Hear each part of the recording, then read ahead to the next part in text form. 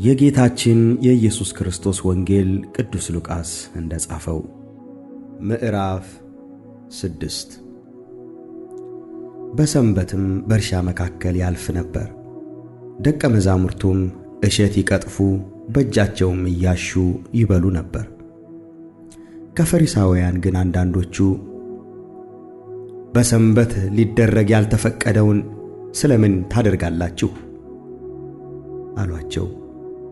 ኢየሱስም ለእነርሱ መልሶ ዳዊት በተራበ ጊዜ እርሱ አብረውት ከነበሩት ጋር ያደረገውን ወደ እግዚአብሔር ቤት እንደገባ ከካህናት ብቻ በቀር መብላቱ ያልተፈቀደውን የመሥዋዕቱን እንጀራ ይዞ እንደበላ ከእርሱም ጋር ለነበሩት ደግሞ እንደሰጣቸው ይህን አላነበባችሁምን? አለ። የሰው ልጅ የሰንበት ጌታ ነው አላቸው። በሌላው ሰንበትም ወደ ምኵራብ ገብቶ አስተማረ። በዚያም ቀኝ እጁ የሰለለች ሰው ነበረ። ጻፎችና ፈሪሳውያንም መክሰሻ ሊያገኙበት በሰንበት ይፈውስ እንደሆነ ይጠባበቁት ነበር።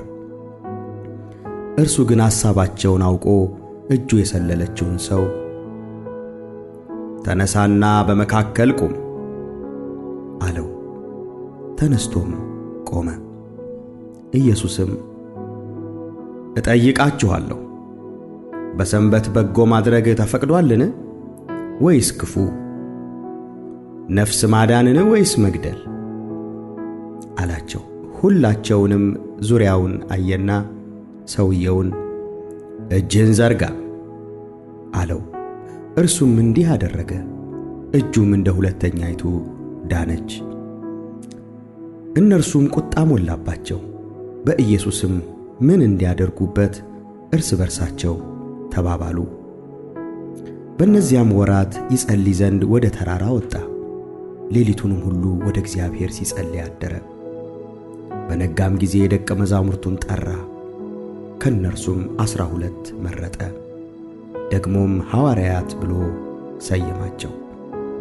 እነርሱም ጴጥሮስ ብሎ እንደገና የሰየመው ስምዖን፣ ወንድሙም እንድርያስ፣ ያዕቆብም፣ ዮሐንስም፣ ፊልጶስም፣ በርተሎሜዎስም፣ ማቴዎስም፣ ቶማስም፣ የእልፍዮስ ልጅ ያዕቆብም፣ ቀናተኛ የሚባለው ስምዖንም፣ የያዕቆብም ይሁዳም፣ አሳልፎ የሰጠውም ያስቆሮቱ ይሁዳ ናቸው። ከእነርሱም ጋር ወርዶ በተካከለ ስፍራ ቆመ። ከደቀ መዛሙርቱም ወገን ብዙ ሕዝብ ነበረ። ደግሞም ሊሰሙትና ከደዌያቸው ሊፈወሱ ከይሁዳ ሁሉ ከኢየሩሳሌምም ከጢሮስና ከሲዶና ባሕር ዳርም የመጡ ብዙ ሰዎች ነበሩ። ከርኩሳንም መናፍስት ይሰቃዩ የነበሩት ተፈወሱ። ከእርሱም ኃይል ወጥቶ ሁሉን ይፈውስ ነበርና ሕዝቡ ሁሉ ሊዳስሱት ይሹ ነበር። እርሱም ወደ ደቀ መዛሙርቱ ዓይኑን አነሣ፣ እንዲህም አላቸው፣ እናንተ ድሆች ብፁዓን ናችሁ፣ የእግዚአብሔር መንግሥት የእናንተ ነውና። እናንተ አሁን የምትራቡ ብፁዓን ናችሁ፣ ትጠግባላችሁና። እናንተ አሁን የምታለቅሱ ብፁዓን ናችሁ፣ ትስቃላችሁና። ሰዎች ስለ ሰው ልጅ ሲጠሏችሁ፣ ሲለዩአችሁ፣ ሲነቅፏችሁም ስማችሁንም እንደ ክፉ ሲያወጡ ብፁዓን ናችሁ፣ እነሆ ዋጋችሁ በሰማይ ታላቅ ነውና። በዚያን ቀን ደስ ይበላችሁ፣ ዝለሉም፣ አባቶቻቸው ነቢያትን እንዲህ አድርገውባቸው ነበርና። ነገር ግን እናንተ ባለጠጎች ወዮላችሁ፣ መጽናናታችሁን ተቀብላችኋልና። እናንተ አሁን የጠገባችሁ ወዮላችሁ፣ ትራባላችሁና። እናንተ አሁን የምትስቁ ወዮላችሁ፣ ታዝናላችሁና ታለቅሱም አላችሁ። ሰዎች ሁሉ መልካም ሲናገሩላችሁ ወዮላችሁ፣ አባቶቻቸው ለሐሰተኞች ነቢያት እንዲሁ ያደርጉላቸው ነበርና። ነገር ግን ለእናንተ ለምትሰሙ እላችኋለሁ፣ ጠላቶቻችሁን ውደዱ፣ ለሚጠሏችሁም መልካም አድርጉ፣ የሚረግሟችሁንም መርቁ፣ ስለሚበድሏችሁም ጸልዩ። ጉንጭህን ለሚመታህ ደግሞ ሁለተኛውን ስጠው፣ መጎናጸፊያህንም ለሚወስድ እጀ ጠባብህን ደግሞ አትከልክለው። ለሚለምንህ ሁሉ ስጥ፣ ገንዘብህንም የሚወስድ እንዲመልስ አትጠይቀው። ሰዎችም ሊያደርጉላችሁ እንደምትወዱ እናንተ ደግሞ እንዲሁ አድርጉላቸው። የሚወዷችሁንማ ብትወዱ ምን ምስጋና አላችሁ? ኃጢአተኞች ደግሞ የሚወዷቸውን ይወዳሉና። መልካምም ለሚያደርጉላችሁ መልካም ብታደርጉ ምን ምስጋና አላችሁ? ኃጢአተኞች ደግሞ ያን ያደርጋሉና። እንድትወስዱባቸው ተስፋ ለምታደርጓቸው ብታበድሩ ምን ምስጋና አላችሁ? ኃጢአተኞች ደግሞ በትክክል እንዲቀበሉ ለኃጢአተኞች ያበድራሉ። ነገር ግን ጠላቶቻችሁን ውደዱ፣ መልካም አድርጉ፣ ምንም ተስፋ ሳታደርጉ አበድሩ፣ ዋጋችሁም ታላቅ ይሆናል፣ የልዑልም ልጆች ትሆናላችሁ። እርሱ ለማያመሰግኑ ለክፉዎችም ቸር ነውና። አባታችሁ ሩኅሩህ እንደሆነ ሩኅሩሆች ሁኑ። አትፍረዱ፣ አይፈረድባችሁም። አትኮንኑ፣ አትኮነኑም። ይቅር በሉ፣ ይቅርም ትባላላችሁ። ስጡ፣ ይሰጣችሁማል፣ በምትሰፍሩበት መስፈሪያ ተመልሶ ይሰፈርላችኋልና። የተጨቆነና የተነቀነቀ የተትረፈረፈ መልካም መስፈሪያ በእቅፋችሁ ይሰጣችኋል። ምሳሌም አላቸው፣ ዕውር ዕውርን ሊመራ ይችላልን? ሁለቱም በጉድጓድ አይወድቁምን? ደቀ መዝሙር ከመምህሩ አይበልጥም። ፈጽሞ የተማረ ሁሉ ግን እንደ መምህሩ ይሆናል። በወንድምህም ዓይን ያለውን ጉድፍ ስለምን ታያለህ? በራስህ ዓይን ግን ያለውን ምሰሶ ስለምን አትመለከትም? በዓይንህ ያለውን ምሰሶ ራስህ ሳታይ እንዴት ወንድምህን ወንድሜ ሆይ በዓይንህ ያለውን ጉድፍ ላውጣ ፍቀድልኝ ልትል ትችላለህ? አንተ ግብዝ፣ አስቀድመህ ከዓይንህ ምሰሶውን አውጣ፣ ከዚያም በኋላ በወንድምህ ዓይን ያለውን ጉድፍ ታወጣ ዘንድ አጥርተህ ታያለህ። ክፉ ፍሬ የሚያደርግ መልካም ዛፍ የለምና እንዲሁም መልካም ፍሬ የሚያደርግ ክፉ ዛፍ የለም። ዛፍ ሁሉ ከፍሬው ይታወቃልና። ከእሾህ በለስ አይለቅሙም፣ ከአጣጥ ቁጥቋጦም ወይን አይቆርጡም። በልብ ሞልቶ ከተረፈው አፉ ይናገራልና። መልካም ሰው ከልቡ መልካም መዝገብ መልካሙን ያወጣል፣ ክፉ ሰውም ከልቡ ክፉ መዝገብ ክፉውን ያወጣል። ስለምን ጌታ ሆይ ጌታ ሆይ ትሉኛላችሁ? የምለውን አታደርጉም? ወደ እኔ የሚመጣ ሁሉ ቃሌንም ሰምቶ የሚያደርገውም ማንን እንዲመስል አሳያችኋለሁ። ቤት ሲሰራ አጥልቆ የቆፈረ በዓለት ላይም የመሰረተ ሰውን ይመስላል። ጎርፍም በመጣ ጊዜ ወንዙ ያንን ቤት ገፋው፣ በዓለት ላይም ስለተመሰረተ ሊያናውጠው አልቻለም። ሰምቶ የማያደርገው ግን ያለ መሰረት በምድር ላይ ቤቱን የሰራ ሰውን ይመስላል። ወንዙም ገፋው፣ ወዲያውም ወደቀ፣ የዚያም ቤት አወዳደቅም ታላቅ ሆነ።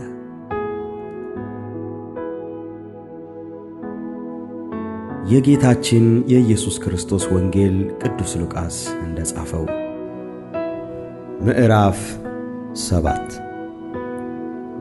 ቃሉን ሁሉ በሕዝቡ ጆሮዎች በጨረሰ ጊዜ ወደ ቅፍርናሆም ገባ። አንድ የመቶ አለቃም ነበረ፣ የሚወደውም ባሪያው ታሞ ሊሞት ቀርቦ ነበር። ስለ ኢየሱስም በሰማ ጊዜ የአይሁድን ሽማግሌዎች ወደ እርሱ ላከና መጥቶ ባሪያውን እንዲያድን ለመነው። እነርሱም ኢየሱስን መጥተው ይህን ልታደርግለት ይገባዋል፣ ሕዝባችንን ይወዳልና ምኵራብም ራሱ ሰርቶልናል ብለው አጽንተው ለመኑት። ኢየሱስም ከእነርሱ ጋር ሄደ። አሁንም ወደ ቤቱ በቀረበ ጊዜ የመቶው አለቃ ወዳጆቹን ወደ እርሱ ላከ። አለው፣ ጌታ ሆይ በቤቴ ጣሪያ በታች ልትገባ አይገባኝምና አትድከም። ስለዚህም ወደ አንተ ልመጣ እንዲገባኝ ሰውነቴን አልቆጠርኩትም። ነገር ግን ቃል ተናገር፣ ብላቴናዬም ይፈወሳል። እኔ ደግሞ ከሌሎች በታች የምገዛ ሰው ነኝ። ከኔም በታች ወታደሮች አሉኝ። አንዱንም ሂድ ብለው ይሄዳል፣ ሌላውንም ና ብለው ይመጣል፣ ባሪያዬንም ይህን አድርግ ብለው ያደርጋል። ኢየሱስም ይህንን ሰምቶ በርሱ ተደነቀ።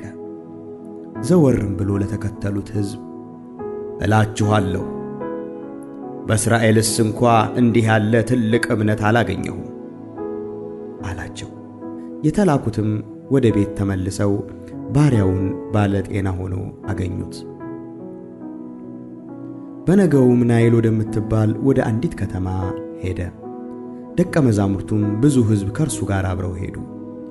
ወደ ከተማይቱም በር በቀረበ ጊዜ እነሆ የሞተ ሰው ተሸክመው አወጡ።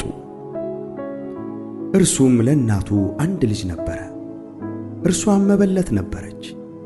ብዙም የከተማ ሕዝብ ከእርሷ ጋር አብረው ነበሩ። ጌታም ባያት ጊዜ አዘነላትና አታልቅሺ አላት። ቀርቦም ቃሬዛውን ነካ፣ የተሸከሙትም ቆሙ።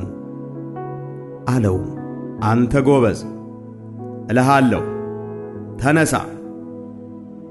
የሞተውም ቀና ብሎ ተቀመጠ፣ ሊናገርም ጀመረ። ለእናቱም ሰጣት። ሁሉንም ፍርሃት ያዛቸውና ታላቅ ነቢይ በእኛ መካከል ተነስቷል፣ ደግሞ እግዚአብሔር ሕዝቡን ጎበኘ እያሉ እግዚአብሔርን አመሰገኑ። ይህም ዝና ስለ እርሱ በይሁዳ ሁሉ በዙሪያውም ባለች አገር ሁሉ ወጣ። ደቀ መዛሙርቱም ለዮሐንስ እነዚህን ሁሉ አወሩ። ዮሐንስም ከደቀ መዛሙርቱ 2 ወደ እርሱ ጠርቶ የሚመጣው አንተ ነህን? ወይስ ሌላውን እንጠብቅ ብሎ ወደ ኢየሱስ ላከ። ሰዎቹም ወደ እርሱ መጥተው መጥምቁ ዮሐንስ የሚመጣው አንተ ነህን? ወይስ ሌላውን እንጠብቅ ብሎ ወደ አንተ ላከን አሉት። በዚያች ሰዓት ከደዌና ከሥቃይ ከክፉዎች መናፍስትም ብዙዎችን ፈወሰ፣ ለብዙ ዕውሮችም ማየትን ሰጠ። ኢየሱስም መልሶ ሄዳችሁ ያያችሁትን የሰማችሁትንም ለዮሐንስ አውሩለት። ዕውሮች ያያሉ፣ አንካሶችም ይሄዳሉ፣ ለምጻሞችም ይነጻሉ፣ ደንቆሮዎችም ይሰማሉ፣ ሙታንም ይነሳሉ፣ ለድሆችም ወንጌል ይሰበካል። በእኔ የማይሰናከለው ሁሉ ብፁዕ ነው አላቸው።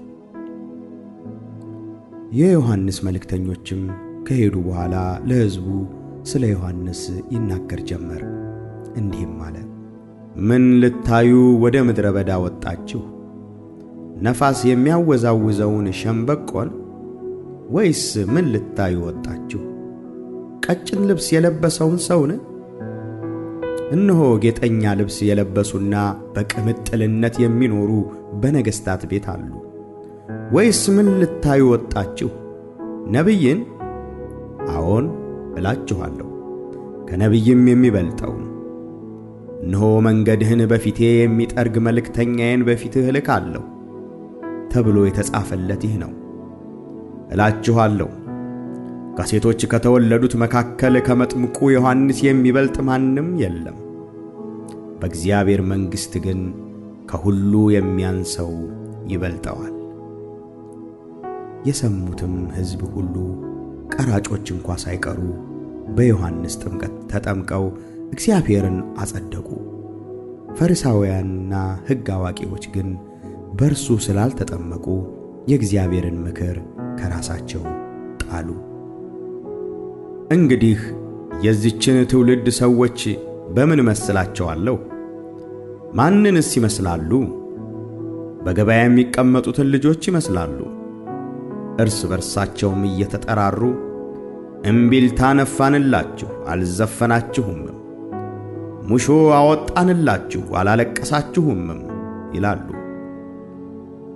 መጥምቁ ዮሐንስ እንጀራ ሳይበላ ወይን ጠጅም ሳይጠጣ መጥቶ ነበርና ጋኔን አለበት አላችሁት። የሰው ልጅ እየበላና እየጠጣ መጥቶአልና እነሆ በላተኛና የወይን ጠጅ ጠጪ፣ የቀራጮችና የኀጢአተኞች ወዳጅ አላችሁት።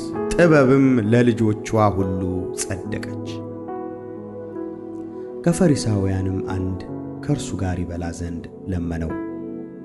በፈሪሳዊውም ቤት ገብቶ በማዕድ ተቀመጠ። እነሆም በዚያች ከተማ ኃጢአተኛ የነበረች አንዲት ሴት በፈሪሳዊው ቤት በማዕድ እንደተቀመጠ ባወቀች ጊዜ ሽቱ የሞላበት የአልባስጥሮስ ቢልቃጥ አመጣች። በስተኋላውም በእግሩ አጠገብ ቆማ እያለቀሰች በእንባዋ እግሩን ታርስ ጀመረች።